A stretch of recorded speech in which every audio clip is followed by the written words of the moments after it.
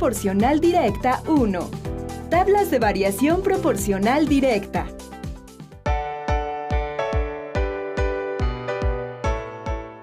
¡Ya vámonos! ¿Qué miras? Esta tabla de precios del aguacate. ¡Está carísimo! Sí, pero no es eso lo que llamó mi atención, sino la relación entre el peso y el precio. Me recordó la clase de hoy. Las tablas de datos muestran la relación de variación entre las magnitudes que contienen. Hay magnitudes que guardan una proporción directa entre sí. Veamos un ejemplo. Esta tabla muestra la relación entre la medida del lado de un cuadrado y su perímetro. Pausa el video para que puedas analizarla.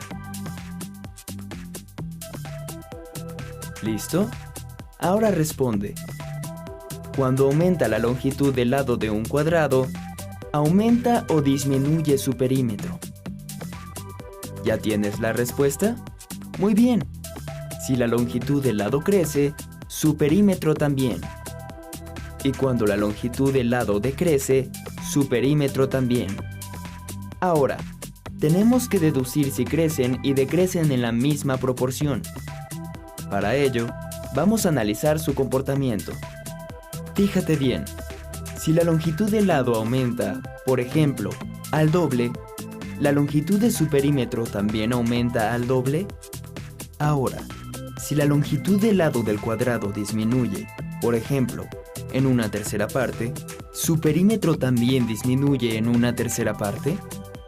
Muy bien. En ambos casos, la tabla se comporta de manera proporcional. Si el lado mide 1 centímetro, su perímetro es de 4 centímetros. Y si mide 2 centímetros, su perímetro es de 8 centímetros. 2 es el doble de 1 y 8 el doble de 4. En cuanto a su decrecimiento, también se comporta de manera proporcional. Cuando el lado mide 9 centímetros, su perímetro es de 36 centímetros. Si dividimos la longitud del lado entre 3, obtenemos como resultado 3 centímetros. Y cuando dividimos el perímetro entre 3, el resultado es 12 centímetros. Por lo que podemos ver que también disminuye de manera proporcional. Vamos a hacer un último análisis con esta tabla. Si divides los datos de la columna derecha entre el dato correspondiente a la columna de la izquierda, ¿qué número obtienes en todos los casos? Si divides 4 entre 1, el resultado es 4. Si divides 8 entre 2, el resultado es 4.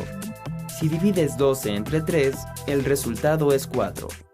Si divides 16 entre 4, el resultado es 4.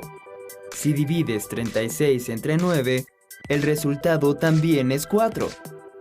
Esto se debe a que el perímetro de un cuadrado es la suma de sus 4 lados, por lo que podemos concluir que las magnitudes de esta tabla tienen variación proporcional directa. Pasemos a otro ejemplo. Ahora mira bien esta tabla. Muestra la estatura y edad de 5 personas. Analiza con cuidado los datos. Ahora contesta. ¿Crees que la estatura y edad de una persona tienen una variación proporcional directa? Tienes razón. Los datos en esta tabla no son magnitudes con variación proporcional directa, porque al doble de una edad no le corresponde el doble de una estatura. Por ejemplo, Mariana tiene el doble de la edad de Julián, pero si midiera el doble, entonces Mariana mediría 3 metros y 70 centímetros. ¡Imposible! Observa esta tabla. En ella se muestra la relación entre la cantidad de harina que se necesita para hacer un pastel y el número de personas. Ahora contesta. Según la información que se muestra, cuando aumenta o disminuye la cantidad de harina requerida para hacer el pastel, ¿aumenta o disminuye el número de personas? Pausa el video y analiza la tabla. Como pudiste observar, si una aumenta, la otra también. Ahora, si divides los datos de la primera columna entre el dato que le corresponde de la segunda columna, ¿qué resultado obtienes? Al dividir los datos de la primera columna entre el dato correspondiente a la segunda, el resultado siempre es 50. Entonces, ¿las magnitudes de la tabla tienen o no una variación proporcional directa?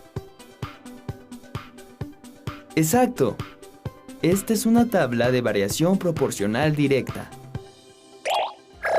Entonces, ¿cuál es tu conclusión de la tabla que estabas viendo? ¿Existe una relación proporcional entre el peso y el precio del aguacate?